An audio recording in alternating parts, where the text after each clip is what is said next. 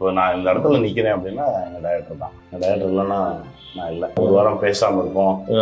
அப்புறம் திடீர்னு நானாக போய் வாசலில் நிற்பேன். என்ன அப்படிம்பாரு, சும்மா வந்தேன் பா வேறு வண்டியில் அப்படின்னு சொல்லி கூப்பிட்டு போவார். என் அப்பா தான் என்னை வந்து செதுக்கியவர். இல்லை நிறைய நல்ல விஷயங்களை கொடுத்து மாற்றி மாற்றி மாற்றி திட்டெல்லாம் வாங்கியிருக்கீங்களா? நிறைய திட்டு வாங்கியிருக்கேன். ஒரு வாரம் பேசாமல் இருப்போம். அப்புறம் திடீர்னு நானாக போய் வாசலில் நிற்பேன். என்ன அப்படிம்பாரு, சும்மா வந்தேன் பா வேறு வண்டியில் அப்படின்னு சொல்லி கூப்பிட்டு போவார்.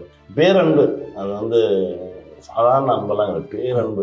நாடோடிகள் பார்த்தாங்க. நாடோடிகள் பார்த்துட்டு என் கையை அப்படியே பிடிச்சி அமைக்கிட்டே இருந்தாங்க.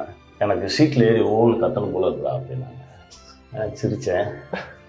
சிரிச்சுட்டு தான் அப்போ தான் சொன்னார், எல்லா திறமையும் இருந்து நீ தோத்துக்கிட்டே இருக்கேன்னு சொல்லி எனக்கு ரொம்ப வருத்தமாக இருந்தது. இந்த படம் போதும், இது உன்னை காலத்துக்கும் காப்பாற்றும் அப்படின்னாரு. அதுதான் இப்போ நடந்துட்டு இருக்கு. ஏன்னா நாடோடிகளை வெல்வது தான் என்னுடைய மிகப்பெரிய இலக்கா இருக்கு. நாடோடிகளை வெல்லவே முடியல. நம்ம தான் நமக்கு இலக்கு, நம்ம தான் நமக்கு போட்டி அப்படின்றத எப்பவுமே எங்களை சொல்லுவார். நம்ம வேற யாரோடையும் போட்டி போட வேணாம், நம்மளோட போட்டி போட்டு நம்மை வெல்வது தான் இங்கே பெரிய விஷயமா இருக்கு. நாடோடிகளை தான் துரத்திக்கிட்டே இருக்கும். Fantastic, super sir. So always in our hearts KP sir. Okay, அடாடாடாடா எம்ஜிஆரும் ஆரம்பி ஐயா பயங்கரமான இருக்கு போட்டோ சார். அப்படியே இருக்காரு சார் இதுல அரவிந்த் சாமி சார். அரவிந்த் சாமி நான் வந்து இதுக்கு போட்ட எஃபர்ட்ஸ் இருக்கு பாருங்க. நீங்க எப்படி அப்பா கிட்ட இருந்து நிறைய இந்த ஒழுக்கமான விஷயங்களை கத்துக்கிட்டீங்களோ, கேபி சாரோட வீட்டை போய் நாங்க பார்த்தோம். இப்போ ஒரு ஃபுல்லா எடுக்கும் போது அவங்க மகள் சொன்னாங்க, அப்பாவோட செருப்பு முதற்கொண்டு அவர் தான் கிளீன் பண்ணுவாரு, அவ்வளவு சுத்தமா வச்சுப்பாரு. அந்த ஒரு ஓசிடின்லாம் இப்பதான் பேர் சொல்றாங்க. எடுத்த பொருள் எடுத்த இடத்துல இருக்கணும், பர்ஃபெக்டா நீட்டா. போட்டோஸ் முதற்கொண்டு எல்லாத்துக்கும் ஒரு பேர் வச்சுக்கிறாங்க. ரொம்ப அந்த ரூட்டுக்கே போக வேணாம், விடுங்க, நம்ம எதுக்கு போவோம். அவர் மாதிரி ஒரு ஒழுக்கமான மனிதர், அவர் மாதிரி ஒரு நேரம் தவறாத ஒரு மனிதர், ரொம்ப சின்சியரான மனிதர், உண்மையான மனிதர் நம்ம பார்த்ததே இல்லை. அதாவது கடைசி நொடி வரைக்கும் இயங்கிட்டே இருந்த ஒரு மனுஷன். என்னை இது வரைக்கும் இயக்குறதே இறைதான் நான் நினைக்கிறேன். ஓகே, நான் ரொம்ப நம்புவேன். இது உண்மையும் கூட. அது உணர்ந்தா மட்டும்தான் தெரியும். வெளியிலேருந்து பேசலாம், என்ன வேணாலும் பேசலாம், கடவுள் இல்லைங்களாம், அது எங்கே காட்டுங்களாம், என்ன கருத்து வேணாலும் பேசலாம். உனக்கு ஒரு முறை அடி விழும்போது தான் தெரியும்.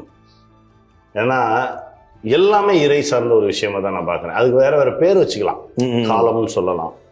ஏன்னா நம்ம என்ன வேணாலும் ஆசைப்படலாம், எதுக்கு வேணாலும் எஃபர்ட்ஸ் போடலாம். ஆனால் நமக்கு தெரியுமா, சரியான டைமுக்கு வந்தாம்பாங்க, டைமுக்கு நடந்துச்சுப்பாங்க. என்னடா நேரமே சரியில்லாமா, இது எல்லாமே இறை தான். நான் ரொம்ப இறையை நம்புறேன். இறை தான் என்னை இந்த அளவுக்கு எடுத்து வந்து வச்சிருக்கு. ஏன்னா என்னை விட மாபெரும் திறமைசாலிகள்லாம் இன்னும் சுற்றிட்டு இருக்காங்க. அதெல்லாம் பார்க்கும்போது தான் ரொம்ப நம்ம எவ்வளவு தூரம் நமக்கு வந்து இந்த இறை நமக்கு சப்போர்ட் பண்ணியிருக்கு அப்படின்றது அப்படிதான் நான் பார்க்குறேன். இறை செயல்களால் மட்டும்தான் நம்ம இயங்கிட்டு இருக்கோம் அப்படின்றத நான் 100% நம்புறேன். Fantastic sir, super.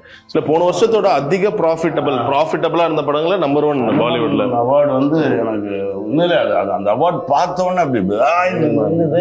அது மட்டும் இல்லாமல் எனக்கு ரொம்ப அகச்சிறந்த, எனக்கு ரொம்ப நான் நேசிக்கக்கூடிய ஒரு கடவுள், ரொம்ப நேசிக்கக்கூடிய ஒரு கடவுள் சிவனுக்கு அப்புறம் இவர் தான். ஓகே, அதனால அவர் பார்த்தோன்னே பயங்கரமா இருந்தது. அதனால தூக்கி வச்சுட்டேன் முன்னாடி. இது வந்து அவார்டை தாண்டி இதை இறைவனா பார்க்குறோம், அதனால முன்னாடி வச்சிருந்தேன். நாடோடிகள்ல அலி சார் பாட்டு எழுதணும்னு சொல்லிட்டு நான் போய் கேட்டப்போ லவ் தோத்துருச்சு இந்த படத்துல, அதனால எனக்கு வந்து பல்லவி மாற்றி கொடுங்க அப்படி. நீ இதெல்லாம் பண்ணுவேன்னு எனக்கு தெரியும், அதனால நீ கொடுத்த செக்கே நான் போடாம வச்சிருக்கேன், இங்க வா உனக்கு என்ன டவுட்டு அப்படின்னாரு. இல்லை காதல் தோத்துருச்சு அப்படின்னா, காதல் தோக்கலடா, காதலர்கள் தான் தோத்துருக்காங்க. காதல் என்னைக்குமே தோக்காது, அது கான்ஸ்டன்ட், அது கடவுள். இவங்க தான் வருவாங்க, முட்டுவாங்க, தோத்து போயிடுவாங்க, செத்து போயிடுவாங்க, இப்படி போயிடுவாங்களே தவிர காதல் என்னைக்குமே தோக்காது. அதுதான்டா பாட்டு, கிளம்புறான்ட்டாரு. ஆமால அப்படின்னு சொல்லிட்டு வந்து காலில் விழுந்து பேப்பரை வாங்கிட்டு வந்து. உங்களுக்கு எவ்வளவு ஹார்ட் ஹிட்டிங்கா இருந்துச்சு சார்? நினைவுகளாலே நிச்சயதார்த்தம் நடந்தது அவனோடு.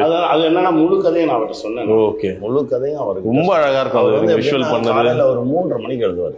அவர் சொல்லுவார் நம்ம கிட்ட, பிரம்ம முகூர்த்தத்தை 3:30 மணிக்கு உட்கார்ந்து எழுதும் போது வேற ஒன்று நடக்கும்டா அப்படின்னு சொல்லுவாரு. அதே மாதிரி 5 மணி 5:30 நமக்கு கால் பண்ணிடுவாரு, டே ரெடியா இருக்கு வந்து வாங்கிட்டு போ அப்படின்றாரு. அந்த மாதிரி ஒரு உழைப்பு, அந்த மாதிரி ஒரு அன்பு, அவரோடலாம் நாம் பயணித்தோம்ன்றது ரொம்ப பெரிய சந்தோஷம்.